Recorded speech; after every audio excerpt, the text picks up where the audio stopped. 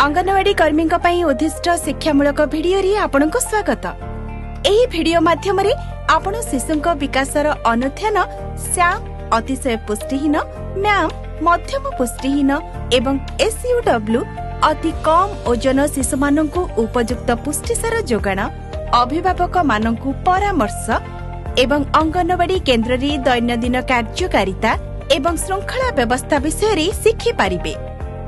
एही ट्यूटोरियल को अनुसरण करिबा द्वारा आपण निजर अंगनवाड़ी केन्द्र को एक सुपोषित केन्द्र रे परिणत करिबार लक्ष्य हासिल करि परिबे।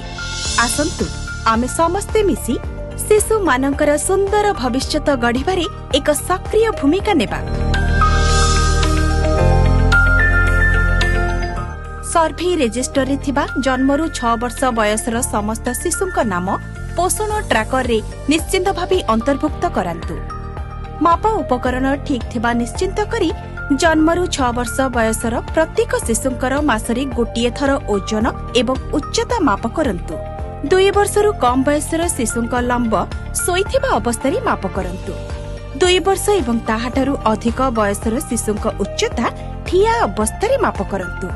उच्चता माप समय शिशुर शरीर ठीक भावे सीधा रहिबा सह मुंड एवं पाद सीधा रहिबा आवश्यक। माप समय शिशु हलचल हेबा किंबा भारी पोशाक और जोता इत्यादि पिंधिबा उचित नुहे।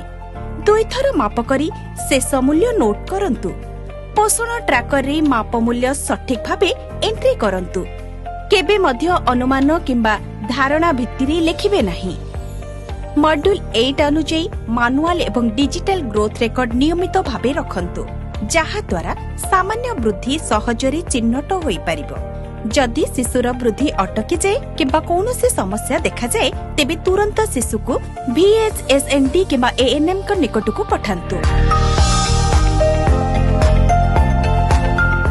मासर प्रथम सप्ताह रे प्रत्येक शिशुर शारीरिक विकास निश्चिंत भावे निरीक्षण करंतु।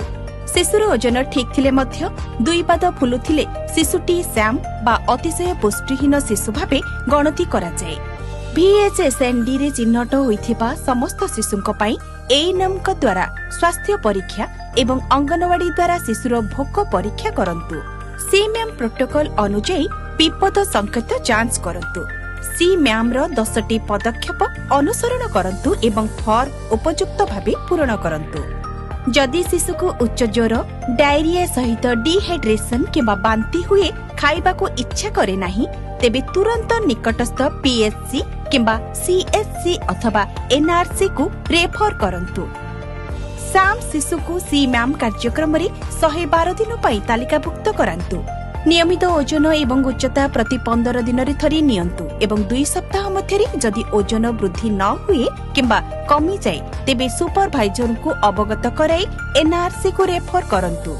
ADHR एवं निर्दिष्ट औषध दियंतु एवं शिशु निजे संपूर्ण खाउथिबा निश्चित करंतु। शिशुर अवस्था विषय रे भल भावे अभिभावक को बुझांतु एवं प्रोटोकॉल अनुଯାयी घर को जाई शिशुर खाद्य प्रणाली और किपरि जत्न निया जाउछि जांच करंतु। प्रत्येक शिशु को मासरे थरे देखंतु एवं तार पोषण स्थिति अनुध्यान करी पोषण ट्रैकर अनुଯାयी म्याम किंबा SUW शिशु भावे चिन्हट करंतु। जदि कौनसी शिशु श्याम और SUW उभय थाए तेबे तांकु श्याम भावे चिन्हट करी सेही अनुଯାयी सेवा दियंतु। केवल SUW थिले SUW प्रोटोकॉल अनुଯାयी सेवा दियंतु।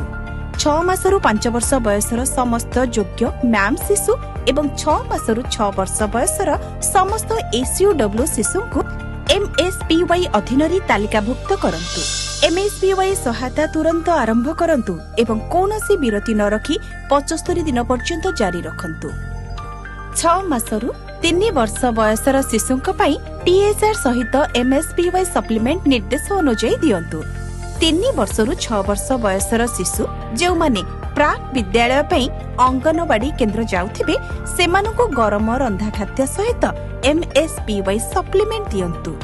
प्रति मासरे VHSND दिन ओजन माप एवं ANM का द्वारा डाक्टरी परीक्षा करांतु। प्रति मास शिशुर स्वास्थ्य स्थिति समीक्षा करंतु एवं 75 दिन परे पुणी थरे जांच करंतु। समस्या थिले CHC को रेफर करंतु। नियमित गृह परिदर्शन करंतु, शिशुर प्रगति जांच करंतु एवं अभिभावकଙ୍କୁ एने जणांतु। शिशुर बयस अनुଯାयୀ खाद्य, स्वच्छता एवं नियमित भोजन विषय रे अभिभावकଙ୍କୁ परामर्श दियंतु।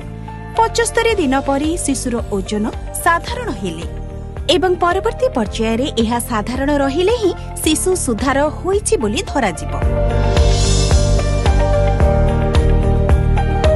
शिशुर खाद्य और जत्न विषय रे अभिभावकठारु ध्यानर सहित शुणंतु एवं अनुसरण करुथिबा भल अभ्यास पई प्रशंसा करंतु। परिवारर परिस्थिति अनुଯାयी सहज एवं व्यवहारिक परामर्श दियंतु एवं भरोसा दियंतु जे नियमित जत्न द्वारा निश्चित भावे शिशुर स्वास्थ्य रे सुधार आसीब। अभिभावकଙ୍କୁ स्पष्ट भावे बुझांतु जे शिशु को ठीक पोषण न मिलिले शिशु पुणी असुस्थ और दुर्बल एवं तार शिक्षा रे विलंब होई पारे। एहा मध्य स्पष्ट करंतु जे सुधार आनिबा पई प्रतिदिन पोषणयुक्त खाद्य, स्वच्छता एवं नियमित तदारख अत्यंत आवश्यक। शिशुर बयस अनुଯାୟୀ दिनकु केते थर केते परिमाण रे ओ कोन खुआइबे से विषय रे अभिभावकଙ୍କୁ परामर्श दियंतु। खाद्य रे तेल किंबा घिओ जोग करिबा पई परामर्श दियंतु एवं निकटरी मिलुथिबा स्थानीय खाद्य व्यवहार करिबाकू कुहंतु। अभिभावकଙ୍କୁ कुहंतु जे निर्दिष्ट टीएचआर किंबा एटीएचआर किपरि देबे एवं केते थर देबा उचित। एहा मध्य स्पष्ट करंतु जे एही खाद्य केवल शिशु पई अटे एवं परिवारर अन्य सदस्यक सह भाग करंतु नाही। गृह परिदर्शन करी खाद्य देबा प्रक्रिया, स्वच्छता एवं शिशु टीएचआर किंबा एटीएचआर खाउछि कि नै तदारख करंतु। सैम, मैम एवं एसयूडब्ल्यू शिशुक स्वास्थ्य स्थिति उपरि विशेष ध्यान दियंतु। शिशुर पोषण संपर्क रे अभिभावक भल भावे सचेतन न हेले ताहार स्वास्थ्यर प्रगति बाधाप्राप्त होई पारे।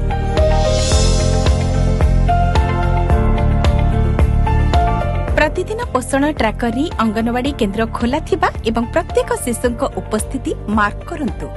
निर्धारित समय रे शिशुक ओजन माप करंतु, रेकर्ड अपडेट करंतु। शिशुर शारीरिक विकास समीक्षा करंतु एवं स्थिति तुरंत सूचित करंतु। टीएचआर गरम रंधा खाद्य किंबा विशेष पोषण निर्देश अनुଯାୟୀ सठिक भावे प्रस्तुत करंतु। अनुमोदित मेन्यू एवं परिमाण अनुଯାୟୀ खाद्य परिवेषण करंतु एवं शिशु निजे खाद्य खाउछि कि नहीं निश्चिंत करंतु।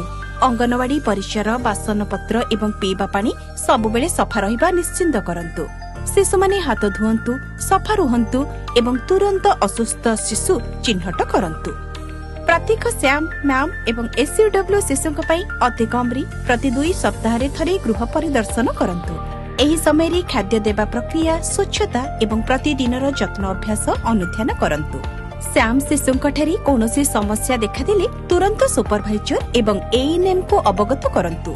सहायता आवश्यक करुथिबा जे कोनसी चिंताजनक स्थिति एएनएम, आशा, सुपरभाइजर एवं सीडीपीओ को अविलंबे जणांतु। आपणक अंचल रे शिशुंक पोषण स्थितिर उन्नति पई आपणकर गुरुत्वपूर्ण भूमिका रहिछि। आशा एही ट्यूटोरियल आपणको कर्तव्य पालन एवं सुपोषित ओडिशा मिशन रो लक्ष्य हासिल रे सहायक हेबो।